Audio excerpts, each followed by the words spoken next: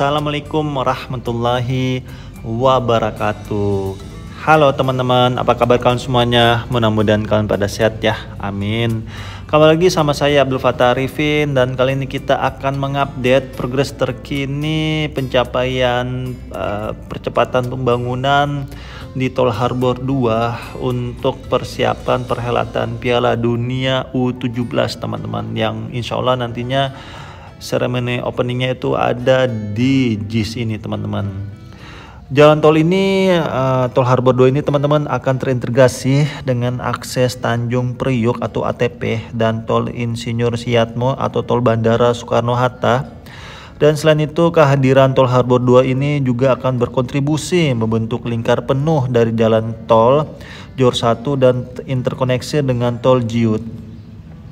Pembangunan ruas jalan Tol Harbor 2 ini dikelola oleh Badan Usaha Jalan Tol atau BUJT, PT Citra Marga Nusampala Persada Tbk, dan diharapkan konstruksinya bisa selesai di tahun 2024 teman-teman, dengan menelan biaya kurang lebih 15,8 triliun rupiah. Dan lokasi lajur proyek jalan Tol Harbor 2 ini sesuai dengan rencana tata ruang wilayah atau RT/RW di Jakarta di tahun 2030 terkait rencana struktur dan pola ruang. Dan saat ini progresnya sangat baik sekali teman-teman. PLCAP-nya sudah terpasang dan saat ini tiang pancangnya sudah mulai naik ya teman-teman. Dan sepertinya tiang pancangnya ini akan melambung tinggi melewati Sutet kayaknya ya teman-teman ya. Karena kalau saya lihat kemarin itu sempat lewat ya, memang kayaknya sini Tol Harbor 2 ini akan sangat tinggi sekali ya. Karena memang ini nanti tolnya elevated ya, double decker teman-teman. Cuma kalau sangat tinggi sekali ada adrenalin lebih mungkin ya ketika melewati tol ini. Secara cukup tinggi ya, mungkin ada sekitar 30 meter mungkin ya naik ke atas ataupun 40 meter ya untuk melewati Sutet ini. Cuma nanti kita lihat finishingnya seperti apa. Tapi yang pastinya teman-teman, yang saya dapat informasi bahwa tol Harbor 2 ini memang akan double decker ataupun elevated ya. Dan saat ini terus dilakukan percepatan pembangunan. Dan di bawah ini adalah bedeng-bedeng pekerja di Tol Harbor 2 ya teman-teman, ataupun set office. Dan di bawah kita inilah rel kereta api ataupun stasiun JIS yang menjadi salah satu kunci pemecah gelombang laut, gelombang supporter yang akan datang di tempat ini untuk digunakan di sisi ram timurnya. Dan saat ini kalau kita lihat rumput outdoor di sini sedang dilakukan perawatan ya teman-teman, karena beberapa minggu yang lalu ini saya sempat shoot juga di sini, rumputnya masih bagus. Cuma mungkin kemarin setelah diinspeksi oleh teman-teman dari FIFA, mungkin memang sudah saatnya diganti, karena stadion di sini khusus untuk outdoornya memang sangat sering sekali digunakan teman-teman untuk masyarakat sekitar JIS ataupun sekitar Jakarta yang ingin merasakan nuansa stadion Eropa ya yang biasanya ada di luar negeri, sekarang ada di Indonesia, yaitu Stadion JIS. Dan yes, ini dia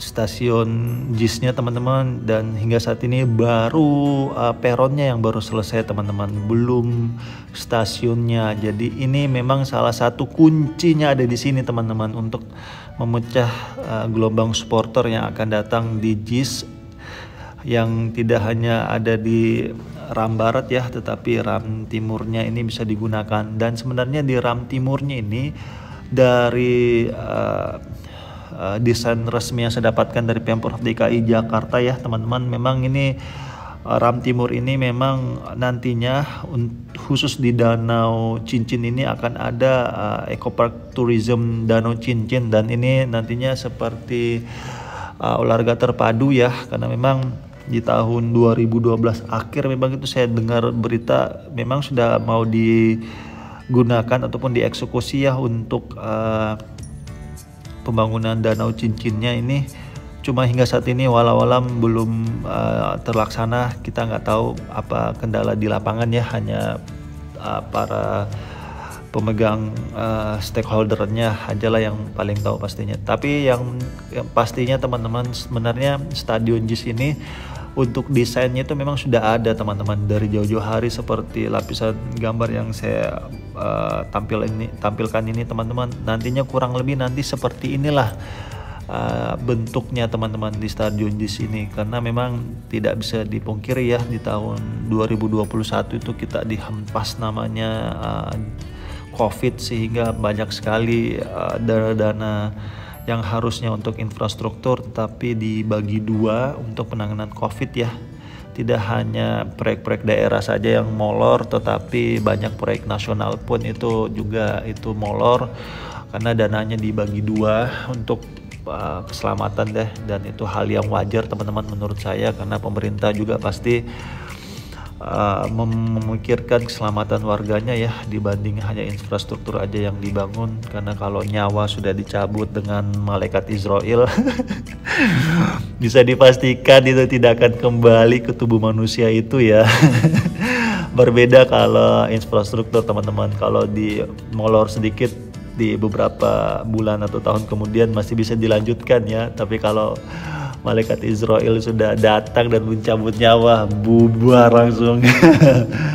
Ya itulah yang harus kita pertanggungjawabkan juga ya teman-teman, karena hidup ini hanya sebentar, tidak bisa selama-lamanya, dan apa yang kita lakukan pastinya semua akan dipertanggungjawabkan. Dan yes, ini kalau kalian lihat ya teman-teman, disinilah nantinya jalurnya. Kalau kita lihat ya, kalian sudah lihat tadi sudah ada posisi betonnya yang menuju arah ke sisi timur. Cuma memang ya ini lagi yang harus kita bersabar menunggu percepatan pembangunan, dan kemungkinan besar saudara-saudara kita yang di bawah ini sudah pasti akan terkena pembersihan ya. Dan ya ini juga tidak bisa kita maki-maki ya saudara-saudara kita di bawah ini, karena mereka juga ini adalah warga negara Indonesia yang mengadu nasib di Jakarta ya, karena ini Jakarta salah satu medan magnet memang bagi para pejuang keluarga yang ingin mengadu nasibnya.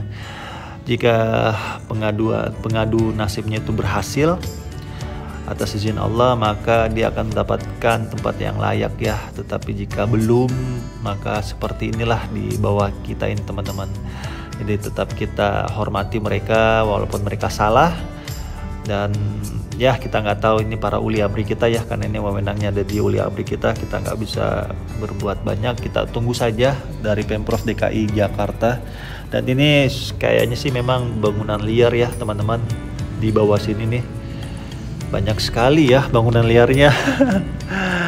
Dan ya impactnya kalau bangunan liar itu ya seperti inilah, banyak sampah-sampah berserakan, karena memang ya biasanya yang tinggal di perumahan ataupun di beding-beding seperti ini memang ya pemahaman tentang kebersihan memang agak sedikit berkurang teman-teman. Oke, itu aja mungkin yang bisa saya sampaikan ya teman-teman, update terkini. Dan yuk kita dukung terus pemerintah kita dalam membangun negeri ini sehingga pembangunannya cepat selesai dan bisa kita rasakan manfaatnya pastinya. Dan terima kasih untuk para pemimpin negeri ini yang terus berusaha memberikan fasilitas yang nyaman dan aman untuk rakyatnya. Dan terima kasih juga untuk bapak-bapak dan ibu-ibu yang sudah purna tugas, jazakumullah khairan. Kita jangan sampai lupa teman-teman dengan orang-orang terdahulu kita. Karena suatu bangsa yang besar itu adalah bangsa yang selalu menghargai dan menghormati jasa-jasa orang-orang terdahulunya.